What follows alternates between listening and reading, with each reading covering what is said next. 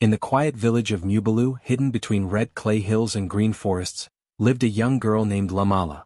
She was gentle, with wide, curious eyes and a spirit that danced like wind through the banana trees. But Lumala's life was not easy. Her mother had died when she was only 5, and her father, broken by grief, remarried quickly. The woman he chose, Nalango, was beautiful but cold-hearted. She had 2 daughters of her own and saw Lumala as nothing more than a burden. By the time Lumala was 12, she was made to sleep on a mat by the door and eat scraps from the table. She did all the chores, fetching water, sweeping the compound and tending the goats. Her only joy was sitting by the old fig tree where she would whisper to the wind, hoping someone, anyone, was listening.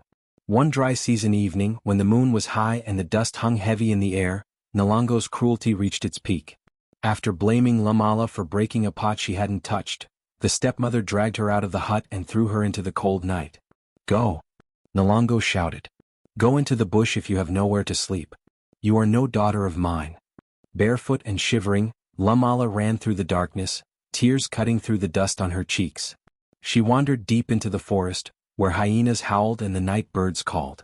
After hours of stumbling, she collapsed beneath a tall baobab tree, ready to give up. But as dawn crept over the hills, a shadow stepped out of the mist. It was a man in a faded tunic, with kind eyes and a walking stick carved with symbols. He knelt beside her. "Child," he said gently, "why are you here alone?" Lumala told him everything, her lost mother, her cruel stepmother, and the life she'd been forced to endure. The man listened without a word, then offered her a piece of roasted cassava and a calabash of water.